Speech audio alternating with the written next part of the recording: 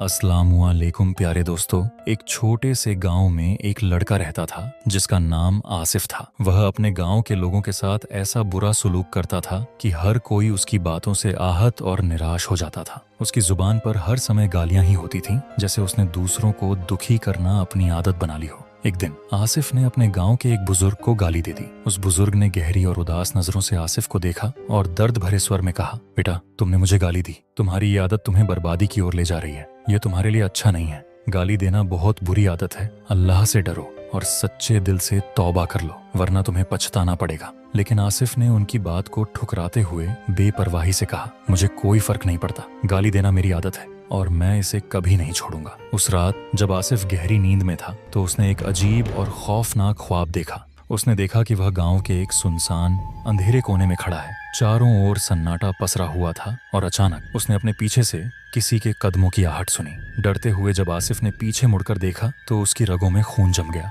वही बुजुर्ग जिन्हें उसने गाली दी थी उसके पीछे आ रहे थे। उनका चेहरा गुस्से और दर्द का मिला-जुला भाव लिए हुए था और उनकी आंखों में ऐसा खौफनाक संदेश था कि आसिफ के रोंगटे खड़े हो गए। बुजुर्ग ने गंभीर आवाज में कहा, आसिफ तुमने मुझे गाली दी थी, अब तुम्हें अपने की सजा भुगतनी पड़ेगी। अल्लाह से डरने वालों को कभी इस हालत में नहीं आना पड़ता। आसिफ डर के मारे पसीने पसीने हो गया। उसकी सांसें तेज हो गईं और वह अपनी जान बचाने के लिए भागने लगा। उसके दिल की धड़कन इतनी तेज थी कि उसे लग रहा था वह कभी रुक जाएगी, लेकिन वह जितना तेज भागता बुजुर्ग उतनी ही तेजी से उसके पीछे आते। गांव के हर गली कूचे में उसने मदद के लिए पुकार लगाई, लेकिन कोई भी उसकी मदद के लिए नहीं आया। हर दरवाजा बंद था, हर आहट गायब। आखिर आसिफ ने सक हक हार कर मस्जिद का रुख किया। रोते हुए कांपते हुए उसने मस्जिद के अंदर कदम रखा।